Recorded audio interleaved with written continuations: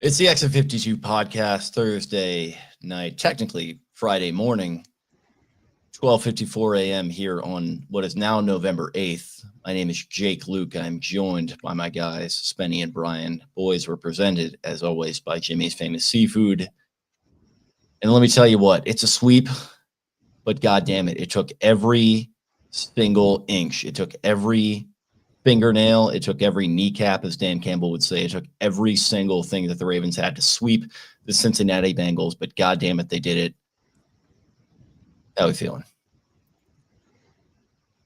I just don't even – I haven't had time to process everything that just happened in that game. The Ravens are down 21-7. I believe they go on maybe a 28-7 run, something along those lines. I just don't understand how Lamar Jackson does what he does. I don't get it. There was no energy really offensively at one point. Your defense is getting toasted and just better, just rose above. Lamar Jackson just rose above. Tylan Wallace play, toe tapping up the sideline. The Ravens will never lose on a big Tylan Wallace play game. If Tylan Wallace has a big play, they'll never lose. That is my take that I'm throwing out there. We might get one more this season, but I'm just going to say, I was tweeting it out. There's never been someone as good at football as Lamar Jackson is at football. And I know that you can say the playoff stuff. I know that you can say he hasn't done this and he hasn't won that. I just don't think there's anyone who's ever been better at playing football. I don't know what else to say. No idea. It's a joke at this point. Like, they're down 21-7 and it's just a joke. I can't process it. Brian, you're giggling with me off. I'm giggling because I just did pretty similar walk home that you probably did too. We live pretty close to each other, and very we live as close as we possibly could. The thoughts going through my brain were almost exactly the same. And then when I got in the house, I saw a couple of your tweets, and I'm like, I'm just on the complete same wavelength. It's I mean, there's plenty of other components of this football game. Kiss me through the phone.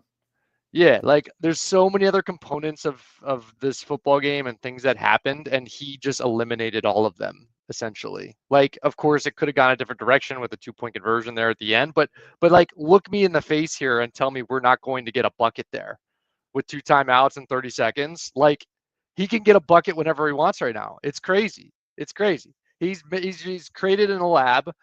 Yeah, we've known what he could do with his legs, and we ooh and ah it every week, and it like everybody sees it, and I'm just literally watching the play down to the 1, which, by the way, it's crazy how often he gets down to the 1. He just never punches it in on these. It's nuts. He's like the inverse Jalen Hurts. Yeah, he's just could not have less of a nose for the goal line. But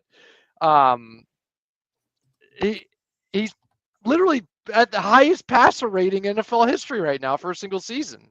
Like, is that sustainable where that'll stick? I don't know, but every single week he comes out and seemingly bests himself.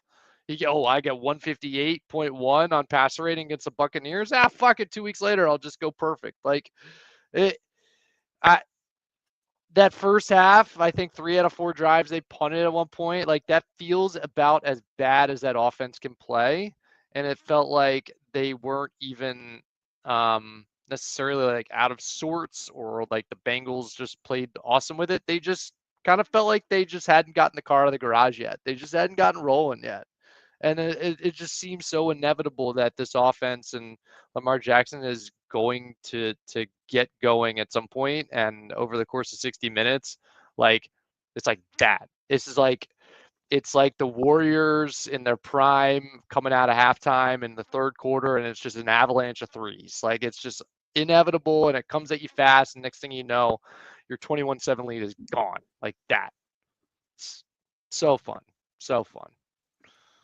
In these two games, Lamar Jackson and Joe Burrow have thrown for 1,458 yards and 17 touchdowns. One interception in the 2 contests between the 2, and that was the Marlon Humphrey one that swung the game in the other one. It's insane. I mean, these guys are on another level. And like, I came out of this game, and like throughout this game, my respect for Joe Burrow, like as a football player, you know, a little bit of the Joe Shiesty, Icy Joe, all that kind of stuff I can kind of do without. But like, fuck, man, that dude is a ball player, and he is carrying that Bengals team. And this, tonight was evidence of that in a big way, because you're putting up 34 points on a road in a must-have game. You talk about needing a bucket. Joe Burrow was giving the buckets all over the field. Jamar Chase doing the exact same thing and just keeping them in that thing. But, it was just all about who's going to flinch. And right there at the end, you could say that the Bengals flinched a little bit. I think they were certainly assisted by our guy, Spenny Blakeman, who had some interesting. What was it? 4 penalties on the Bengals' final drive? Yeah, and, they essentially. There's 2 calls, right, in this game. There's 2 50-50 calls. Yeah. There's the Stevens pick, and sure, maybe he rolled his foot out of bounds. And that was out. I think that was out. I would definitively say that he did not get 2 feet down. So it was called. Okay, that's fine with me. And then there's the Ishivash, where of course he catches the ball, pulls it back, the knees down, and then he reaches, and it's just there's no doubt in my mind that Mr. Cleat Blakeman and his crew was going to call those both to make sure. And some of them, sure, the Ravens are probably more undisciplined. The Bengals don't have a lot of penalties this year. The Ravens have a lot. But golly, the roughing the passer. Golly, it was just insane. Just absolutely insane. Yeah, it was absolutely insane all throughout. And really, you guys are hitting on points with this offense that it's like the Warriors 5 years ago. It's like, some of these comparisons that you can make offensively. The funny thing is, it really did not feel that way in the first half. What did they have? 7 points throughout the first half. And 21-7. 21-7. I was sitting there a little bit concerned, I was like, and ultimately, it reminded me a little bit of our talk after that Commanders game, where I was like, those blown leads, all that, stuff that has happened, whatever. I wasn't concerned in that game. This one, I was starting to feel it a little bit, but they start to come back a little bit. And then obviously Tylan Wallace, give the guys flowers. He breaks a tackle. The safety is just totally out of the play. Was that Stone on that? I'm not exactly sure who it was, at the game. So apologies for the comprehensive analysis not totally being there. I don't think any of us are quite in that headspace yet. We'll get into more of that, film breakdown in a couple of days. But man, just not in the play. Tylan Wallace sidesteps one guy, sidesteps him, marches right down the field in one play, and just ties should have tied the game up. Our guy Justin Tucker Banks, we might have to hold you on trial for this guy at a certain point. That isn't jest.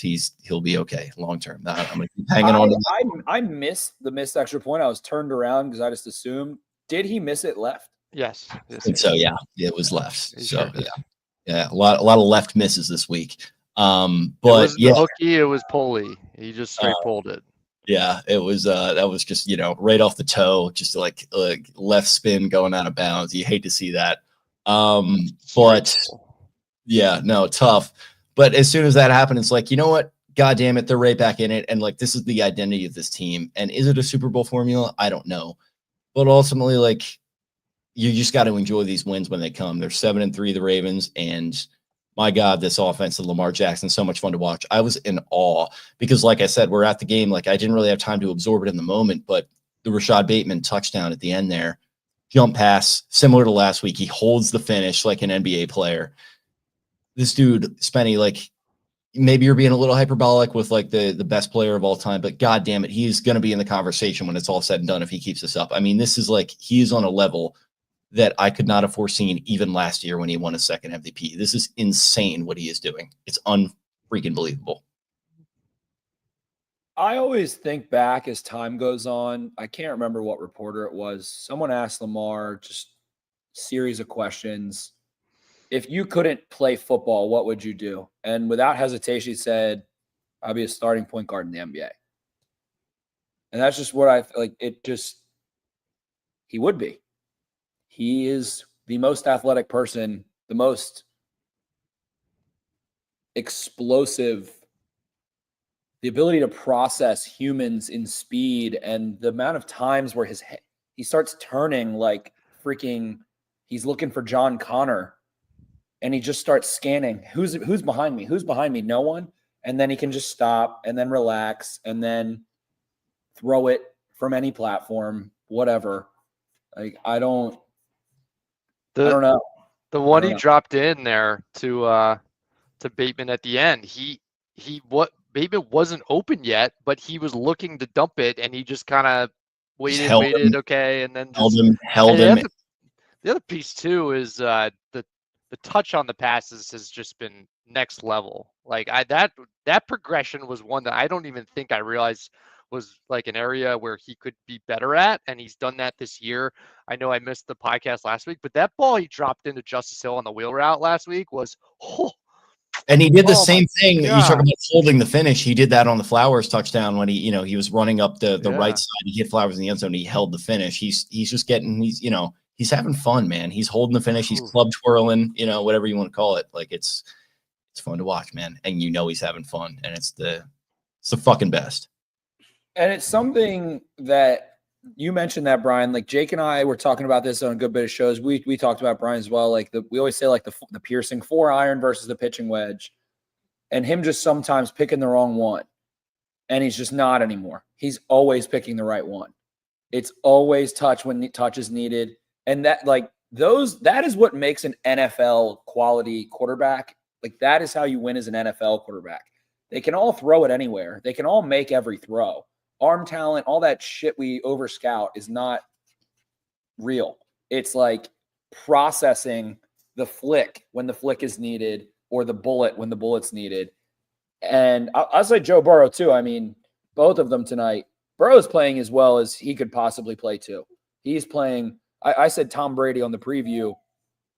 He is seeing everything you're throwing at him. That Lamar and Burrow both did get away with a pick. Lamar threw a pick that hit the ground, and Stevens didn't get down in bounds. But other than that, man, I mean, these guys are just the irony of Mel Kiper's statements is what's running through my mind right now. Like the low scoring, all of that. We just said, what is it? It's 17 touchdowns and 1,500 passing yards. What is this, Hawaii, Texas Tech in 2010? Like, what the fuck is going on? BJ Simmons shout out there. I don't know what to say. It's nuts. It's absolutely fucking insane. Lamar just runs away from the pass rush. He just runs to the right, runs back around the left, and then there's no one around him. And he's doing it every single game. Every single game. Over and over. I don't know. I don't know how to. It's blowing my mind. Yeah, I don't know. I'm actually watching a little bit of that last drive right now on YouTube. I would have had my point ready if there were not several 30-second ads that I have to get to. Shout out to YouTube and my not having YouTube Premium. Hey, those pay us so we can give people. That's true, but of course they did not include the play before. I think it was a second down where he scrambled out, and he might have gotten a first down where he scrambled out to the right. And it's just kind of looking like dead to rights, and he turns it up and gains the first down, and that gets him into position. Not included, but that's just like part of what he's doing. And like, we're not talking about his running at all in this game, but there was a little bit of that. It was another game plan, Spenny, where we talked about, and we talked about that Gruden was saying, just kind of keep your same game plan. And it definitely felt like they were keying on Henry, trying to stop that. It's certainly loading the box, running the mugged up looks, middle of the field was open at times. Definitely. Yeah. And I thought the Ravens again, it was similar. The Ravens were like, hey, let's go a little heavy. Bengals were ready for it. Bengals looked like a Army infantry early on. They were on a string defensively. They were blowing up the run when they tried to run lateral. They were crashing it. They were playing more physical. And again, it was like the Ravens in the first half were like, oh, we'll just kind of run it in there and just keep smashing in and see what happens. And then it's like spread the field and give the ball to Henry. And then they started to do that. Things loosen up a little bit. It was just very similar to the first game overall. But the fact that we've just seen these two quarterbacks, you can say what you want about the defense, man. Lamar just fucking obliterated the Broncos defense, like tore them to shreds. These guys are playing out of their minds. Like, you have every right to be pissed that they let Jamar Chase run 100 yards. Jamar Chase he could have scored 1,000-yard touchdown on that play. He was doing a Deshaun Jackson times 15 hanging out at the goal line, which I thought was fucking stupid. Wasting that time, I thought was stupid. And I don't know what the thought process was there. Like, dude, there's still plenty of time. Like, you kind of want to have time for your offense, by the way. Like, if you're looking at the other offense. He was just stunned. He's not. He was doing the Deshaun Jackson on the Miracle at the Meadowlands when he ran down the sideline. Obviously, less time in that game. The greatest irony as well. Dante hates a couple people in the comments here. The Ravens knelt the ball out. Yeah, on a kneel. Yeah. From 100 yards backwards. Yards don't win football games. Points do, baby. So yeah, fuck them. Fuck. I mean, and then it's about to be big B's, big 75 hard. He's about to be celebration. fully We don't hard. need to be worrying about rushing streaks when Brian gets the juice. Yeah, Brian, how hard are you right now? I'm so hard right now. Are you 74 hard? Just He's like, absolutely what are you, like torqued. 69 hard? You might be 69 hard right now. 67 hard. Oh, one Saturday more week, I'll be 69 hard. You better 8 believe days. it, bud. Whew. You're I gonna mean, be ripped up. tonight probably got you a little harder too. I mean, don't let me speak for you, but Are people saying Zach Taylor's an Accurate. idiot because he went for 2? Is that why everyone keeps saying that? dude, I knew they were going for 2. Like as Whole soon as time. when the Whole Ravens time. got into the red zone, I was like, dude, they're gonna go for 2. So like, try to like make this work. But either way, they're probably gonna score a touchdown. They're probably gonna go for 2. So like, I was thinking, funny enough, we're talking about the Jamar Chase thing. I was like, maybe try to score as early as possible here because they're gonna go down. They're gonna score for 2. Leave yourself enough time for the field goal. Thankfully, obviously, that's a 50-50 play, and they miss it. And that's our guy Hodges there, who I love, and Brian obviously loves. That's his compadre there on the baseball field. So we love Taylor Hodges, but I don't know. Like I will make fun of Zach Taylor more than anyone. The Bengals should have fired him. When did they lose the Super Bowl? Was it January 2021 they lost the Super Bowl? January 2020, February 2021? February 2022. Yeah. So. February 2022. They should have fired him in February of 2023. I've been saying that for a long time. He's not that guy, pal. Maybe Burrow likes him, and I will say they don't have a lot of money to work with. They have their investors. This reminds me of LeBron on the Cavs. Like he's in a way. I mean, it's Ohio, and definitely. Yeah, he's the guy, and like you try to build around him and like facilitate around him, but at a certain point, like, dude, like, and honestly, like, again, it has nothing to do with in-game decision making because I would have gone for 2 if I were him there. But just overall, this outfit with this defense and what they're trying to do, it just doesn't seem like it's it. And they're trying to hang on to Lou Anarumo and what he was able to do with this unit a couple years ago. But I don't know. I don't blame Lou Anarumo at all. Personally, I'll dissent there. They had Reader. Reader was a stud. That's my point. Is they're just they have Hendrickson. I'll say Wilson is above. I would say that they're talent bereft, and like you look at the bullshit that they've been doing with their talent this past offseason, where it's Jamar Chase, we've got a contract thing going on. T. Higgins, are they going to trade him? They're just allowing all this drama to just seep in, and like that's got to wear on guys. And if you're Joe Burrow and you're like telling Jermaine Burton, like, get the fuck up off of my bench, you're not sitting on my bench when you're not dressing because he didn't show up to a practice. That's got to wear on you a little bit. And it's not affecting Burrow's play, obviously, but it's got to seep into these guys. Like it's just tough. And it goes back to ownership, man. It's Mike Brown, who I think is overall like a good guy and whatever, but like they're not running things the right way, in my opinion. Not that we have to turn this into a Bengals ownership podcast. Carson Palmer said it. He was like, good luck, Joe. If they pay you, who are they paying? They still haven't paid. Did they pay Jamar Chase? Am I missing that? No, he's playing. What the fuck? What are you doing? Who else is there to pay? There's no one. There is not another player in the NFL when you've already paid Joe Burrow that you would rather pay. There's not. There's no one to pay other than Jamar Chase.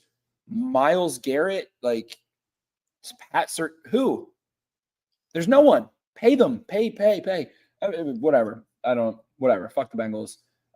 Also, I just want to point out this comment that I loved. I love when like the name of someone's account is perfect to their comment. Agro Valley Farm. Ravens need a new owner. Any other team in the NFL with a top-class quarterback like Lamar would not give him this mediocre defense. Nepotism and bad ownership. Agro Valley Farm, you live true to your name. Love when people stay true to their names. Love when people stay true to their names. So appreciate it. Yeah, listen, I'm not going to defend this defense's performance tonight at all. I get the frustration. I'm not going to either. There was one player that deserves a shout out. Is probably Nnamdi Madubuike, who had 3 sacks. Sure, 3 sacks. Yeah, you got the hat trick tonight. You needed like we talk about getting buckets. You need that. I mean, you need the forced fumble recovery.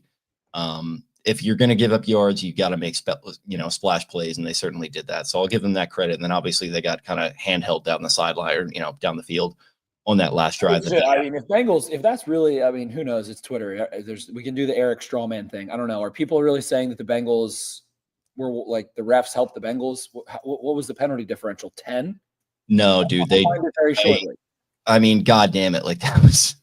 If people are trying to make that argument, like, go to it, but just going off the vibes and being in that house tonight, it did not feel like that. Let me tell you that much. And I'm not like it was 11 penalties on the Ravens for 81 yards versus 3 for 23. And honestly, I will say, like, I don't know, the Ravens probably cleanly committed 8 of them. I will say that. Yeah. And No, I mean, you just gotta, you have to say that as well. And Clete Blakeman is a little more litigious. Apparently, like we're gonna, we called it out before. The Ravens will not beat the Chiefs if Sean Smith or Clete Blakeman are the referee. That will be my gauntlet. So if they are to get into the playoffs and they do draw that matchup, and if they do draw Sean Smith or Clete Blakeman, I am going to hold your fucking feet to the fire because you're going to pick the Ravens to win that game no matter what. I mean, I'm usually right, Jake. I know you I know you better than you know yourself, and you are going to. I'm usually right when I pick the Ravens to win. A lot more than wrong. A lot. Usually. But there's a lot more regular season games than there are playoff games. I'll say that. Me. 178 of you on YouTube, 565 on Twitter. If you're on Twitter, we'd love to have you on YouTube. If you are watching, we are giving away 2 tickets to the Ravens-Steelers game, December 21st. All you need to do is comment #November and put a score prediction to any game. #November, score prediction, any game. You must be subscribed to the YouTube channel in order to win the tickets. So when I go to check, if you're not subscribed, you will not win the tickets. Brian, as you've been ruminating, I love when you go like 10 minutes into typing and doing your article and looking up stats and stuff. What are the Brian signals in the last 10 minutes? Marinating. Right now, my brain is mush. Right, it's 1:15 a.m. I was up at 5 a.m. this morning. Still processing the game as a whole. I was surprised. Like you point at the Tylan Wallace touchdown as such like a pivotal point in the game. Like this game was over. They had, the Bengals had the ball up 21-7. We weren't stopping them, and we weren't moving the ball offensively. Marlon Humphrey made again the play of the night, in my opinion, at least on the defensive side of the ball, stripping that ball out. Which it's been a while since he's had one of those strips, but he's got a nose for it, and I feel like that totally flipped the game on its head and threw the momentum back in our favor. And just the energy off of that, you had no doubt that it was going to put a spark in the offense, and sure enough, they went right down the field and scored the touchdown. So can't forget about that one for sure. It was a little bit for whatever reason. I know this is like a bad memory, but I was thinking to myself, 21-7 in Pittsburgh in 2010. I want to say Ray Rice fumble out of halftime. Just felt like, hey, the energy here just totally flipped on its head, and I'm sure the Bengals had that feeling, that gut feeling, and oh shit, this is how things start to go sideways.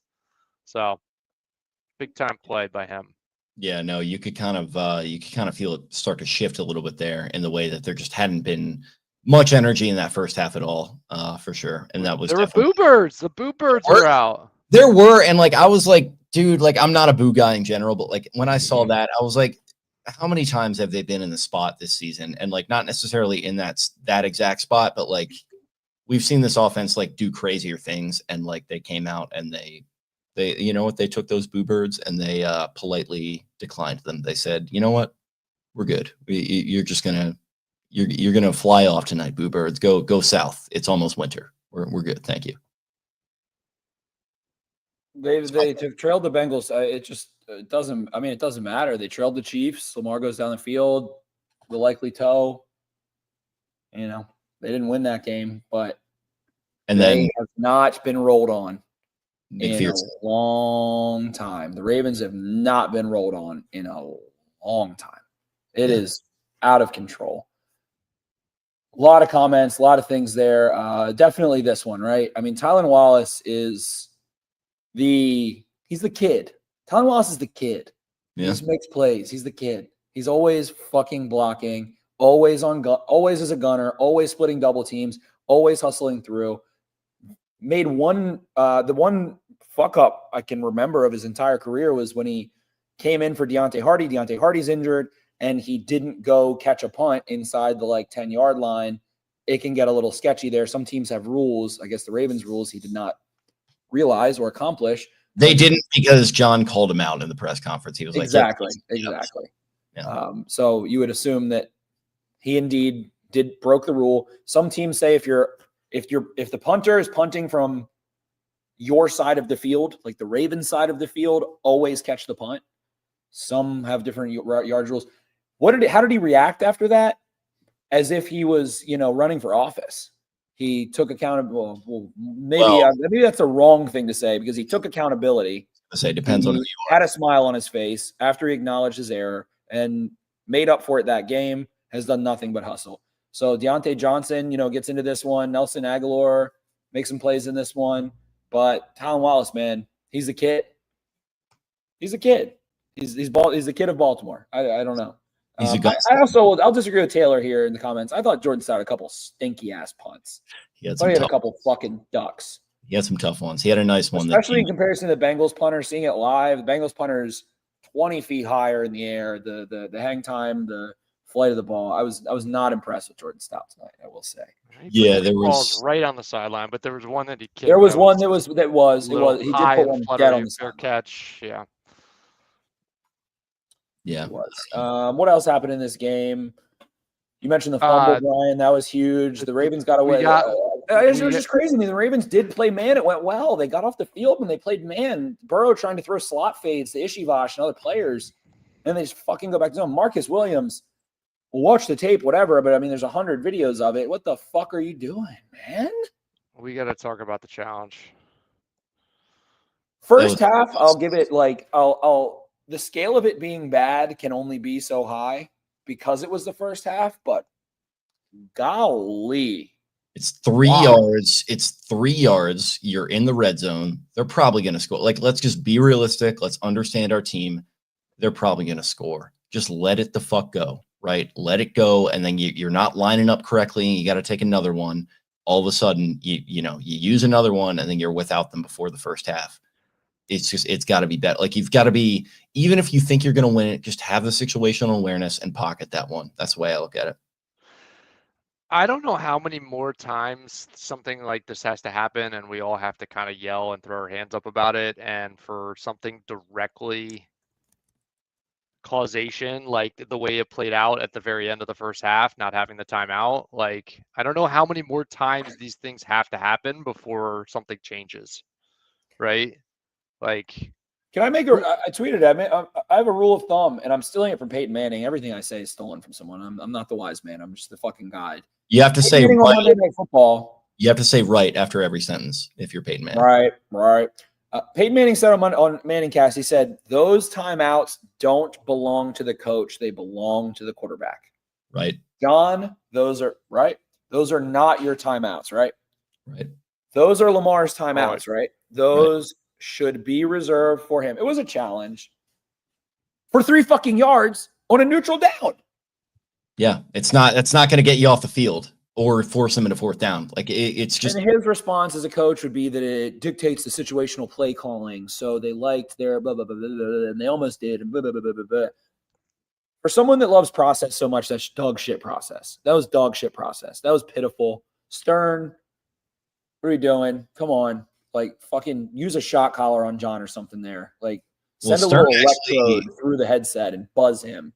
Stern got his stock up last week because he was the one who called for the fourth down challenge against the Broncos. And John specifically called him out in the press conference. Brian, I know you were absolutely tickled by that, just raised up by Stern getting his flowers there in that presser last week. But yeah, tough week for him here. And I'm sure John will shoulder all the blame, but you got to think it was those guys oh, hey, let's ignore all the context and let's look at the math. And they'll probably not overturn this, or they will overturn it. And guess what? They don't. And you're without a timeout. And then you have to use another one because you can't get lined up. It's dumb. Let's just be let's feel it out a little better. That's all I'm saying. Nnamdi Madubuike, 7 pressures, 3 sacks, 2 highest pressure totals he's had against the Bengals this season. Were both against the Bengals. So he's brought it against them for sure. And I will say again, get off. I think they applied pressure to Burrow and he made plays. He had 3 or 4 throws at the line of scrimmage that were baller, where he had broken contain, charged the line of scrimmage. They ran mesh once. He gets Roquan Smith to have to commit eventually. And Roquan Smith comes up. Chase has a 30 or 40 yard gain. But the thing I keep seeing on next gen stats is get off. Adafe Owe over 1 second. Nnamdi Madubuike over 1 second. Kyle Van Noy over 1 second. They are not asking guys to pin their ears back.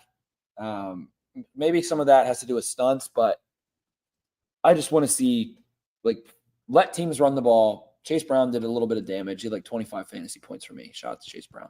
But let teams fucking run the ball, man. I mean, at this point, Lamar's playing out of his mind. Your offense is the best in football, one of the best ever. Do something else. Just stop worrying about the run. I don't know. Play man and fucking rush 3 and double 2 receivers. Like, I don't even know what to say. I truly don't. Yeah, I'm kind of at a 3 sacks, but it still felt the only quarterback they harassed somehow, some way this year was Josh Allen. That is the only game where it was like they were laying pressure on him. He had to make spectacular plays time and time again. I don't know. And like, people are getting on Owe. I get it. I had a tweet earlier today, like 60% of players in the NFL are their backup is like marginally as good as them. Like, there's not that big of a drop off. And Owe is probably in that category. So people are like flipping out about him being a first round pick. Sure, that's fine. He's fine. But I don't know. It just feels like they're not asking guys to fucking fly off the ball and wreck plays and just go all out. I don't know. You just like the next time you like try to get a linebacker, you know, in the first round or like high, like you've just got a guy, you have to get a guy that can get sacks, because I know he's a great, you know, at what he does and all that. He's a good player and everything. And I'm into it. But at the same time, like, you just need a guy that can like create negative plays for offenses, because how many times do we see them first down, they get in a second short with, you know, how many times did we see these guys just get these wide open little, it reminded me a little bit of that Chiefs game in week 1, where it's just little digs, you know, that get you, you know, 4 yards, 7 yards. They're just marching, and it feels like an extension of their run game. And you need a guy that can help you get pressure with 4 or with 5. And it felt like they didn't have that tonight. And at this point, like, I'm kind of done hoping that this defense can turn into some kind of serious operation and that they can be some sort of Super Bowl team. But overall, you know, I'll enjoy the ride and I'll see what happens. But as of right now, this defense is just not like, it's not it, you know, in my opinion. Nothing to defend. There's nothing to defend. Yeah. And for them too, evidently. It's nothing to defend. Yeah. They're not defending much either. I don't understand the lack of, like, they play man. They play man at a decently high rate. You're fucking blowing so many coverages in zone. I don't know what to do about Marcus Williams. I thought he played well last week. Maybe that was the one thing he fucked up. Probably not, but sure looked like a miserable fucking play against Jamar Chase. That's what teams are going to do. I mean, your corners are fine. Brandon Stevens gets shit on, fine. Whatever. I'm not going to defend him over I'm not going to kill myself to defend Brandon Stevens. But they're going to line dudes up in the slot. They're going to run trips so that your safety has to cover. I think Ardarius Washington plays well. I think he's looked fucking great. He has looked good. But it's just, again, I mean, you got to get pressure with 4 and 5, and they're just not. I mean, I'm sure and I know they have good sack numbers, like that's great, but just overall, it just feels like play to play. There's just not I wouldn't even say consistent. There's just not like high leverage downs, you know, and 1st and 10, like you're just not creating enough negative plays. Marlon Humphrey on Jamar Chase, quote, "I'm tired of that dude. He's just different. When he gets a ball in his hands, if you don't tackle him soon, it can get really ugly." And he's right. I mean, he's that type of guy. Third game of fucking 200 yards against the Ravens. He had like 431 yards, I think, total on the Ravens this season. And, you know, you beat him twice. That's a credit to your offense. Defense, you know, again, don't know what to say. A lot of comments in here. Seth Gutman, Ardarius is limited by his size. Yeah, he's smaller. Yeah, T. Higgins can dunk on him. Yeah, sure. But like, it's why he didn't get drafted. I mean, shit, we loved him at TCU, but like size, that'll make you fall. We got Chad, a couple people in here, like Kyle Van Noy not getting pressure. Yeah, it's fucking $5 million edge rusher. It's just not that. Matabike pay $100 million to get 3 sacks. There's another comment here. Something about a 3rd down. Taylor says it's 3rd and 6. Burrow gets the ball in 3 seconds to Chase Brown, I believe. Between the hashes and 6. It's because they're fucking mugging the linebackers. And the linebackers are dropping to a landmark or taking a certain number of steps before they can turn their brain on. That is the shit in the scheme that is not good. And I don't know if it's the scheme or the players not understanding that they can like look and break the scheme. I don't know. I would assume that Roquan Smith, who's like 5 years younger than Zach Orr, and Zach Orr, shout out, he's a second-team All-Pro linebacker. Roquan Smith's a 4-time All-Pro. Like, it just feels like no matter what he does, he's wrong. I don't get the mugging stuff. It's not working. Stop mugging them up. Have them sit at depth. Let teams run the ball a little bit. You could probably make a really good Super Bowl run if you can hold every team to 29 points or less. I genuinely believe you would have a really good shot at winning every game you play. You can probably lose 1 or 2 if you can hold every team to 30 or less. So let them fucking run the ball. But then Marcus Williams was, I don't. What team are you a fan of? What team? Yeah, what team do you root for? The Baltimore Ravens. And you're going to have a good shot at winning games if you can hold teams to under 30 points. What era what eon are we in? Have we? That's the other. Brandon Shields here. Dean Pease. He says Dean Pease. Sorry, ass is back. Dean's not going to. Everybody fucking hated Dean Pease. I love Dean Pease. You know what Dean Pease did? He bent, but he did not break, and that goes down to his Super Bowl performance. When, let me tell you what, they bent. That 4th down, they did not break. Let me tell you, and some curious play calling from our guy Greg Roman and Jim Harbaugh there, just trying to hit Crabtree on a fade for reasons that will forever escape me, but I will go to bed happy every night that they did. And you know what? I love Dean Pease, but he's not the answer. Zach Orr, plenty of questions abound, but I don't think the answer is coming within this season. So we just got to buckle up our seatbelts and ride this thing out. It's not going to get better overnight, nor maybe several fortnights. We're going to have to see. To quote John Gruden, November is the show me month. You got to show me. A couple more games left till Turkey Day. You got to show me. They haven't. Got me feeling nicey. Whoa.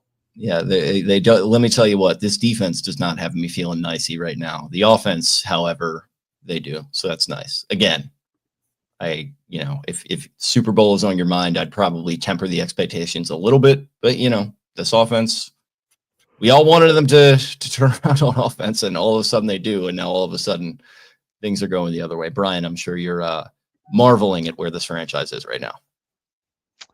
Just like globally, like big picture, I don't know. I still like to think that there's something in there defensively that they can put together. But you are what you are by week 10, right?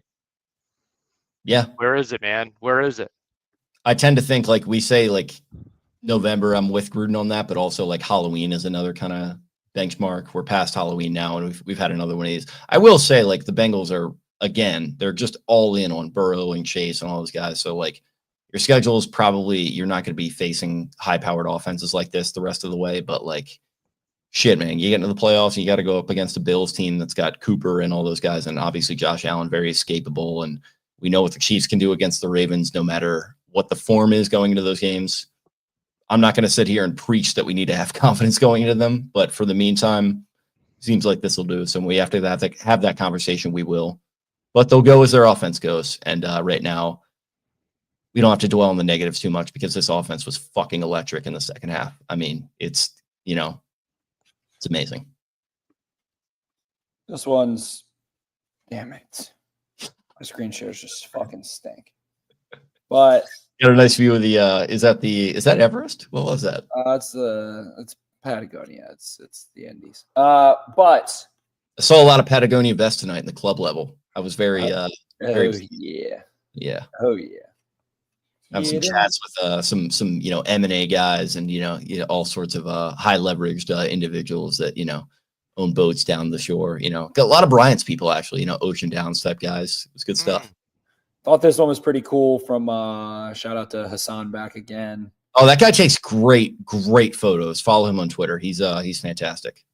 I mean, and that's incredible. I mean, this guy's he's on Sean already color graded. Already looks pretty nice. Got me feeling really nicey. And that's why your defense, like, are they terrible? Yeah. They still have time to figure it out. Yeah. Are they gonna run out of time? And I'll probably cling to the bye week. I'll be the more optimistic person. that I usually am, but I don't know. I'm ecstatic to see Nnamdi Madubuike be a $100 million player tonight. I'm ecstatic about that. But otherwise, I thought Nate Wiggins had a fucking hell of a game. I will say as well, too, they get him isolated on Jamar Chase. He has outside leverage on, I think, like a 3rd and 7. And he just has a really high level understanding of how to maintain his leverage, stay neutral. If you stay outside and don't bite on any sort of any sort of nibble, then Jamar Chase breaks inside, and he has the athleticism to break across and play clean. He had a nice game. Kyle Hamilton, we also did not mention, left the game with an ankle injury. Sounds like it's not major, but he might be missing games going forward. So that's going to be another litmus test. Can you survive without him for I mean, it literally just doesn't even matter. I mean, they're getting beat by every offense. So what does it matter? A week and a half. Well, brother, let me tell you, as I've often said, things can get a lot worse, right? No matter how bad it is, it can always get worse. That's my life approach. It can get better, but it can also get worse. So what is the big what is I'm trying to find the play as I stumble on my words. What is the big referee thing? What the 2-point conversion? Who is held? I think somebody was like quote unquote held on that 2-point conversion. I mean, if people are trying to make that a thing, like fucking go to it till his cows come home. I am not interested in discussing that because my God, watch the entire game. That's all I'm gonna say on that. Got plenty of penalties there. Plenty of penalties. The refs were not that ass tonight. Yeah, this was something. I didn't see it until I don't know if this is going to get us struck on YouTube, by the way. So maybe don't leave that up for too long. But I mean, we've been talking. Everything in life. Yeah, you have been talking about Derrick Henry's body a lot this season, and I think that's kind of the pinnacle of it right there. That kind of just shows exactly what you've been talking about. And you're a big purveyor of men's bodies and, the regimens that they go through and, how they take care of themselves. And I mean, is a stiff arm proof of it? Is running through tackles proof of it? Is running guys, or outrunning guys for 87 yards proof of it? Yes. But that right there, I think is the absolute peak. So shout out to Derrick Henry. Absolutely putting the work in and showed it tonight on that specifically. A few other plays too, but I think that would be the peak of it. The King's cheeks. Long live the cheeks. Long live the cheeks. Long live Lamar Jackson. Undoubted MVP. Undoubted. Whatever. No one even cares anymore. Ravens fans don't care. I feel like the media is now like, oh, wow. Yeah, really. Wow. Whatever. I don't know. Tylan Wallace play. I'm going to watch that. That's got me feeling nicey for a long time. Great ass. So I was going for the wow because you were saying wows a lot there, but then I realized that one kind of applied as well. I maybe was a little late on the draw on that one. She got a great ass. Second one I thought was Brian's voice, and he was just like somehow being super energetic at this point. Yeah, he's been up for 21 hours, and he's just jumping up and doing the Al Pacino and Heat. A lot of cheeks comments here. Yeah, I've totally derailed. That's what we do, baby. That's what we do. We get off at the end. Hopefully, you guys got off watching the Baltimore Ravens eke out a win by 1 point. The Ravens take it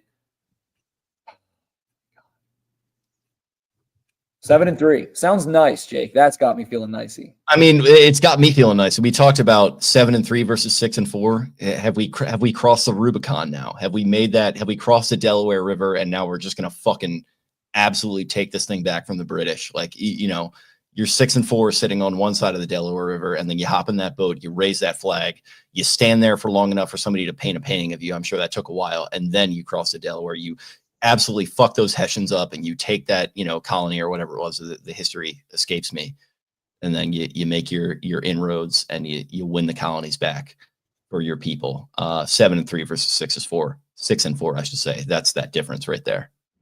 It's a big difference. I mean, if they were 6-4 and they had lost in the fashion that they could have lost in, would have been devastating. We would have been done already. This would have been a 20-minute show. Brian would have been falling asleep throughout it, and we would have probably been doing the same thing right after. It would have been terrible. And that's the margins that we're talking about. That's the margins with McPherson missing a field goal in the previous fixture. That's the margins with them doing what they did in this game. And it's the margins with likely not getting a toe down and going for that 2-pointer.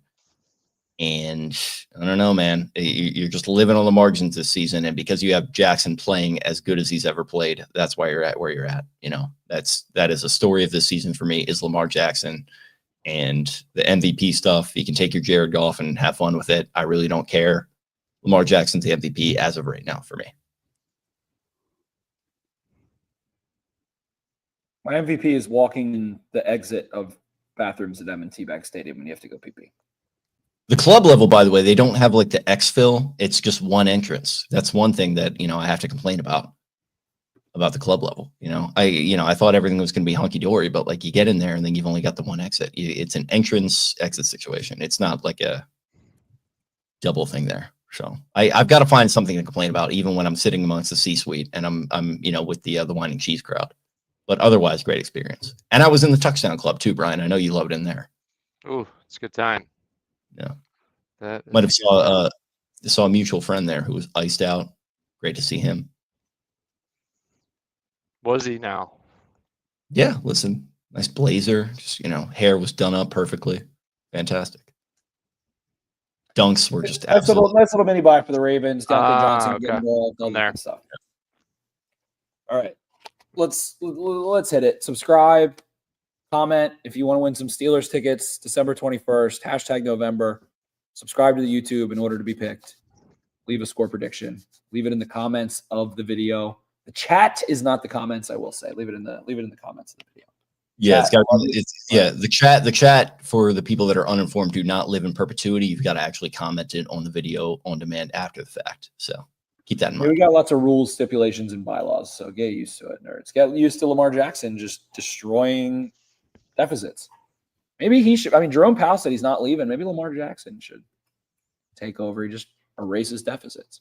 Yeah, I mean, seems like we're going to need all the help we can get in that, that department. So yeah, stay tuned for that. Steelers coming up, not this weekend, but the weekend after. It's interesting. We really don't have to get into that, but we're going to see how they do against your very soon. Investors, possibly us. Is that going to cover this game? Because we talked about this final 6 weeks, so that should be 12 through, or excuse me, what was that? Is that going to be 12 or 13 through 18? I guess weeks wise. I don't know if that's games or weeks. 13 through 18 would be 6 weeks, but isn't our bye week? I don't know if it's 6 games. I don't know what it is. You got to there. So they'll get a nice recap video, and Liev Schreiber is just going to be like saying, he's going to be in his Ray Donovan voice talking about Lamar Jackson, scrambled out to his left here and he floated one over the defender and held it like Steph Curry. He's going to be going kind of that low kind of Liev Schreiber growl that we all know and love. Mm-hmm. Schreiber growl. That's a tough one. Yeah. Unique New York. New York. The quick brown fox jumped over the lazy log. 5 times fast. Click and close. Yeah. Click and close. Red leather, yellow leather. Unique New York. Yeah. All right, Jakey, get us out of here. All right. Thank you all for hanging with us here in the live recap here. I know it's very late, obviously, here on the East Coast. All our West Coasters, I'm sure you're just, sitting back. You got yourselves a nice even sleep in front of this. I don't think that's going to be the case for any of us. But in the aid of getting us to it, I will thank you all again for listening. Please subscribe to us here on YouTube. Like the video, comment on it. Shout out to our sponsors, Jimmy's Famous Seafood, Clipper City Barber Company, Black Eyed Susan Spices. Shout out to Fed Thrill Sunglasses. If you liked what you heard and you want to find more of us, you can do so on social media at Exit52 Podcast on X and on Instagram as well. You can find me at Jake Louque. That's Louque. Spenny is at Ravens 4 Dummies. That is number 4. Brian, who is almost fully hard at Barstool Banks, and Eric at EDITTI22, and Taylor at Taylor Smith 10. Another shootout, another W.